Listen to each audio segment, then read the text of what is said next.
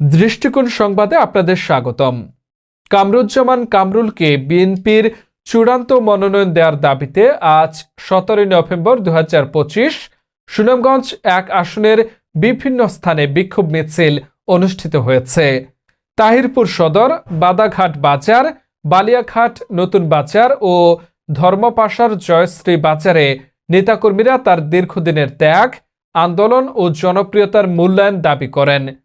শান্তিপূর্ণভাবে শেষ হওয়া এই কর্মসূচিতে কেন্দ্রীয় সিদ্ধান্ত পুনর্বিবেচনার আহ্বান জানানো হয়। বিস্তারিত দেখুন ডেস্ক রিপোর্টে।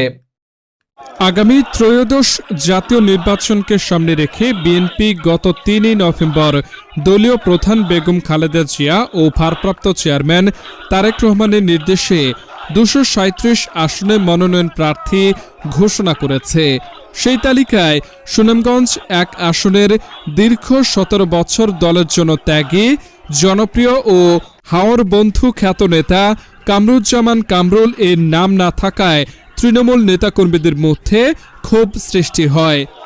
মনোনয়ন বঞ্চনার প্রতিবাদে তাহিরপুর সদর, বাদাঘাট বাজার, বালিয়াঘাট নতুন বাজার এবং ধর্মপাশা উপজেলার জয়শ্রী বাজারে গণসংযোগ, প্রতিবাদ সমাবেশ ও বিক্ষোভ মিছিল অনুষ্ঠিত হয়। কর্মসূচিতে অংশ নেওয়া নেতাকর্মীরা অভিযোগ করেন, দীর্ঘদিনের আন্দোলন ও সাংগঠনিক অবদান থাকা সত্ত্বেও ত্যাগী নেতাকে উপেক্ষা করা হলে তৃণমূলের মনোবল ভেঙে পড়বে। তারা কেন্দ্রীয় নেতৃত্বের কাছে মনোনয়ন পুনর্বিবেচনার দাবি জানান। ধানের শীষের মনোনয়ন ঘোষণার পর থেকেই প্রত্যেকটা গ্রামে, প্রত্যেকটা ওয়ার্ডেই মানুষের মনে খুব আবেগে কষ্টে বিচলিত হয়েছে। কারণ একটাই, সুনামগঞ্জ 1 আসনে কামরুজ্জামান কামরুল ভাইকে টিকিট দেওয়া হয়নি। আপনারা জানেন, টিকিট যেদিন ঘোষণা করা হয়েছে। বিক্ষোভ মিছিল এবং গণসংযোগে অংশ নেওয়া জনতা জানান, হাওড় বন্ধু কামরুজ্জামান কামরুল সুনামগঞ্জ 1 আসনের মানুষের প্রিয় নেতা এবং রাজনৈতিক সংগ্রামে নির্যাতনের শিকার।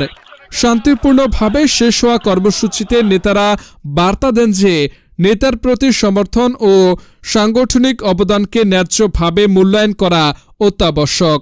আগামী নির্বাচনকে সামনে রেখে এসব আন্দোলন তৃণমূলের রাজনৈতিক প্রভাব ও জনগণের মনোবলকে শক্তিশালী রাখার লক্ষ্যে অনুষ্ঠিত হচ্ছে। ডেস্ক রিপোর্ট, দৃষ্টিকোণ সংবাদ।